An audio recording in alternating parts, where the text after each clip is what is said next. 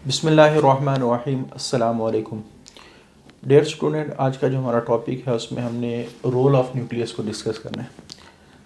काफ़ी सारे एक्सपेरिमेंट ऐसे हुए जिनमें ये तो नज़र आया कि न्यूक्लियस डेवलपमेंट के लिए क्या ज़रूरी है, लेकिन आज हम यहाँ जो एक्सपेरिमेंट पढ़ेंगे तो उस एक्सपेरिमेंट में आप लोगों को ये नज़र आएगा कि न्यूक्लियस क्या रोल प्ले करता है एक ऑर्गेनिज़म के अंदर।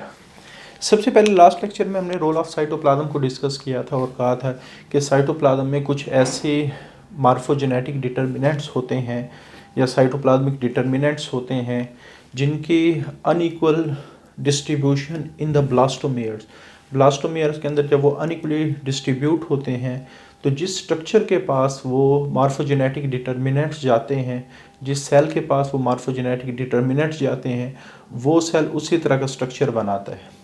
यानी साइटोप्लाज्मिक डिटर्मिनेंट्स या मार्फोजेनेटिक डिटर्मिनेंट्स डिफरेंशिएशन में बहुत बड़ा रोल प्ले करते हैं। अब पहले तो साइंटिस्ट का ख्याल था कि ये जो डेवलपमेंटली एक्टिव सब्सटेंसेस हैं which can be easily identified in cytoplasm, तो ये जो सब्सटेंसेस यहाँ लिखी गई हैं डेवलपमेंटली एक्टिव सब्सटेंसेस जिनको साइटोप्लाज्म में आसानी से देखा जा सकता है, तो ये वही डिटर्मिनेंट्स हैं। वही क्या है? डिटर्मिनेंट्स। जीन कंट्रोल क्यों कहा गया? क्योंकि साइटोप्लाज्म में जितना भी फंक्शन हो रहा है वो जीन ही कंट्रोल करते हैं।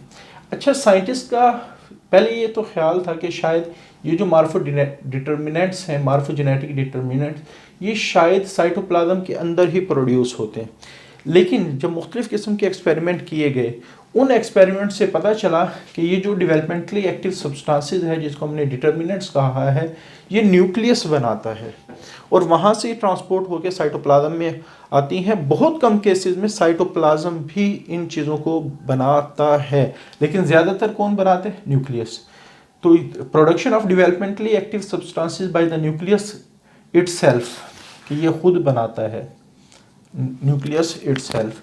हाँ, बाज़ केसेस में इसका नेबरहुड भी इस्तेमाल होते हैं। तो नेबरहुड से मुराद यहाँ साइटोप्लाज्म है। नेबरहुड से मुराद यहाँ साइटोप्लाज्म है कि न्यूक्लियस का जो नेबरहुड है वो साइटोप्लाज्म ही होगा। तो साइटोप्लाज्म भी इन्वॉल्व हो सकता है, लेकिन कम केसेस में। रोल ऑफ न्यूक्लियस को डिटरमाइन करने के लिए जिस स्पेसिमेन को लिया गया उसका नाम है एसिटेबुलेरिया। इसके ऊपर एक्सपेरिमेंट हुए जिससे हमें रोल ऑफ न्यूक्लियस की समझ आई। अच्छा, एसिटेबुलेरिया ग्रीन एल्गी है और ये यूनिसेलुलर है, लेकिन आपकी बुक में इसको मल्टी सेलुलर कहा गया है, तो आपने बुक को फॉलो करना है। लेकिन हम यहाँ पढ़ेंगे यूनिसेलुलर के लिहाज से, और इसके बारे में कहा जाता है कि ये शायद ये लार्जेस्ट प्लांट सेल है, कि प्लांट के अंदर ये बड़े सेल्स में शुमार किया जाता है क्योंकि ये यूनिसेलुलर है। तो ये ग्रीन एल्गी है, आपने क्या लिखना है? मल्टी सेलुलर, लेकिन होता ये क्या है? यूनिसेलुलर। तो ग्रीन एल्गा है और ये तकरीबन इसका साइज़ कई सेंटीमीटर तक होता है, इस वजह से हमें आसानी से नज़र आ जाते हैं। जब हम एसिटेबुलेरिया का स्ट्रक्चर देखते हैं तो स्ट्रक्चर में इसके पास तीन चीज़ें हैं। एक तो डंडी है, स्टॉक, एक इसके ऊपर अम्ब्रेला शेप कैप होती है, और ज़मीन से अटैच होने के लिए इसके पास राइजॉइड होते हैं। ये कैप है और ये राइजॉइड्स हैं, और यहाँ न्यूक्लियस होता है। एक ही न्यूक्लियस होता है पूरे ऑर्गेनिज्म में, इस वजह से इसको आप यूनिसेलुलर कहेंगे। तो स्ट्रक्चर में तीन चीज़ें आ गई। Rhizoid attach to the ground, जो इसको ग्राउंड के साथ अटैच करेंगे। स्टॉक, ये इसकी डंडी है, और इस स्टॉक के साथ अम्ब्रेला शेप कैप अटैच होती है। उसके बाद न्यूक्लियस, एक ही न्यूक्लियस होता है जो इसके राइजॉइड में होता है। अब ये आप समझ लें कि एक ही सेल है, तो इसमें ज़्यादातर न्यूक्लियस तो राइजॉइड में होगा, और जो स्टॉक है ये साइटोप्लाज्म का, और कैप जो मेजॉरिटी ऑफ हिस्सा साइटोप्लाज्म का स्टॉक में मौजूद होता है और कैप में मौजूद होता है। तो ये बात आप लोग याद रखेंगे। उसके बाद टाइप्स, तो on the basis of shape of cap, on the basis of shape of cap, कि कैप के लिहाज से हमारे पास इसकी दो स्पीशीज़ हैं। अगर सपोज हम कहते हैं कि इसमें एक प्रॉपर रेगुलर कैप बने, तो ये एसिटेबुलेरिया मेडिट्रेनी स्पीशी कहलाती है। लेकिन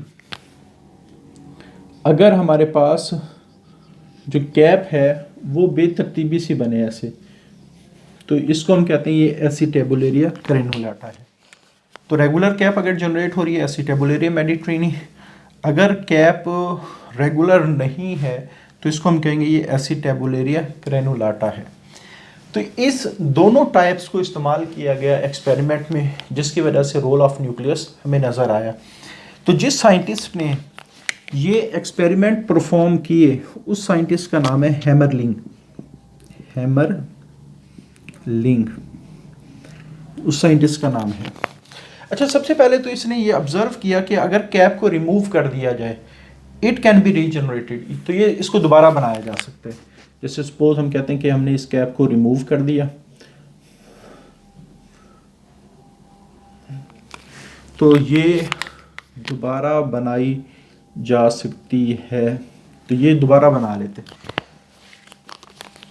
तो सबसे पहले ऑब्जर्वेशन ये थी कि दोनों में उसने कैप को रिमूव करके देखा और ऑटोमेटिकली दोनों ने इट कैन बी रीजनरेटेड, इस कैप को दोबारा बना लिया। अच्छा, फिर एक्सपेरिमेंट उसने क्या किया। सपोज हम कहते हैं कि हमारे पास ये दो किस्म की स्पीशीज़ हैं, ये एसिटेबुलर मेडिट्रेनी और इसका न्यूक्लियस यहाँ है, और दूसरी हमारे पास है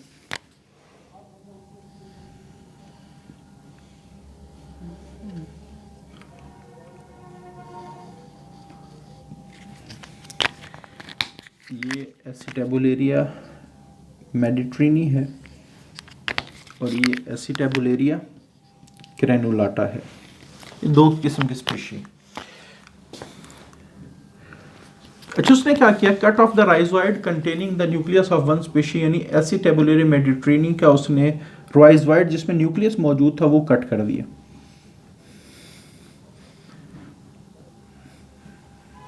यानी ये कट कर दिया। उसके बाद उसने एसिटेबुलेरिया क्रेनुलाटा का राइजोइड कट किया और उसको यहाँ लगा दिया, यहाँ लगा दिया, और इसका कट करके इसमें लगा दिया।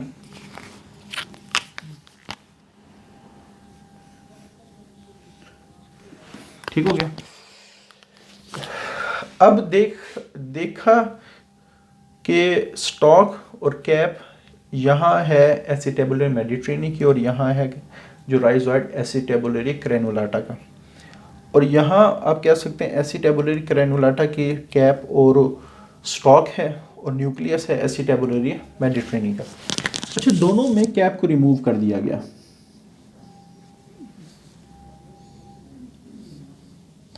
दोनों में कैप को रिमूव कर दिया। अच्छा, जब कैप रीजनरेट हुई तो उसने ऑब्जर्व किया कि एसिटेबुलरी मेडिट्रेनी की कैप की जगह ये आ गई और क्रेनुलाटा की कैप की जगह मेडिट्रेनी की कैप आ गई। यानी इन शॉर्ट यहाँ तो सिर्फ एक का बताया गया है कि cut off the rhizoid containing nucleus of one species acetabular mediterranea, ये वाली एसिटेबुलर मेडिट्रेनी की स्पीशी थी, कैप भी उसी की रेगुलर थी, तो न्यूक्लियस एक्सचेंज कर दिया गया। ग्राफ्टेड द राइजोइड, तो यहाँ एक ऐसे राइजोइड लगा दिए गए जिसमें न्यूक्लियस मौजूद था एसिटेबुलरिया क्रेनुलाटा का, तो ये ग्रीन कलर का एसिटेबुलर क्रेनुलाटा का था। तो व्हेन कैप वाज रिमूव, जब कैप यहाँ से रिमूव की गई, the cap was regenerated, cap जब दोबारा आई तो कैप वाज ऑफ एसिटेबुलरी क्रेनुलाटा का। यानी जिस तरह का राइजोइड में जो न्यूक्लियस है उसी तरह की कैप जनरेट होती है। अब यहाँ न्यूक्लियस है एसिटेबुलरिया क्रेनुलाटा का और यहाँ न्यूक्लियस है एसिटेबुलरिया मेडिट्रेनी का, तो इसमें क्रेनुलाटा वाली कैप आई, इसमें मेडिट्रेनी वाली कैप। तो इसका मतलब क्या होगा, सो nucleus lying at the base, कि वो हमारे पास न्यूक्लियस जो बेस पर मौजूद है determine the characteristic shape of the cap, तो यहाँ वो कैप की शेप को डिटरमाइन करेगा, कैप की शेप को डिटरमाइन करेगा।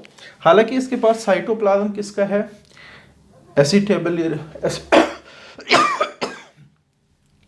एसिटाबुलरी मेडिटेरेनियन क्या है, और यहाँ हमारे पास साइटोप्लाज्म में एसिटाबुलरी ग्रैनुलाटिक है। जैसे मैंने यहाँ बताया था कि स्टॉक में ज़्यादातर पोर्शन साइटोप्लाज्म का स्टॉक में होता है। अब साइटोप्लाज्म के अकॉर्डिंग कैप नहीं बनी, बल्कि न्यूक्लियस के अकॉर्डिंग कैप बनी। तो इस वजह से जब उसने रिजल्ट निकाला तो उसने ये बात कही, irrespective the nature of cytoplasm, कि साइटोप्लाज्म जिस तरह का भी हो, हमेशा gene express according to the type of nucleus. तो एक ऑर्गेनिज्म में जितने भी करेक्टर बनते हैं वो जीन्स की वजह से बनते हैं, और जीन्स हमेशा न्यूक्लियस के अकॉर्डिंग एक्सप्रेस होते हैं। यानी न्यूक्लियस ही डिसाइड करता है एक ऑर्गेनिज्म के करेक्टर्स को। तो इस तरह यहाँ से एक रिजल्ट आ गया। तो ऑर्गेनिज्म के करेक्टर्स को बनाने के लिए जितनी भी इंफॉर्मेशन होती है वो न्यूक्लियस में सेव होती है, न्यूक्लियस में सेव होती है। तो अगर इन दोनों एक्सपेरिमेंट को हम इकट्ठा कर दें, role of cytoplasm, role of nucleus, तो इसका मतलब ये हुआ कि न्यूक्लियस का रोल क्या है। न्यूक्लियस का रोल ये है कि न्यूक्लियस प्रोवाइड करता है genes for characteristic of organism, कि ऑर्गेनिज्म में जितने भी करैक्टर होते हैं वो न्यूक्लियस में मौजूद जीन्स ही कंट्रोल करता है। अब साइटोप्लाज्म का क्या रोल है? साइटोप्लाज्म का रोल ये है कि ये सिलेक्शन ऑफ जीन करता है, सिलेक्शन ऑफ जीन करता है, यानी जीन को ऑन करेगा, ऑफ करेगा जी। यानी एक सेल के पास इंफॉर्मेशन जीन्स की शक्ल में पूरे ऑर्गेनिज्म की होती है, हर सेल के पास, चाहे वो स्किन का हो, ब्रेन का हो, आइज का हो, कोई भी सेल हो, तो उसके पास इंफॉर्मेशन पूरे ऑर्गेनिज्म की होती है, क्योंकि उसके न्यूक्लियस के पास पूरे ऑर्गेनिज्म के जीन होते हैं। लेकिन एक स्किन का सेल स्किन ही क्यों बनाता है? क्योंकि उसके पास साइटोप्लाज्म के अंदर मार्फोजेनेटिक डिटर्मिनेंट सिर्फ स्किन के होते हैं।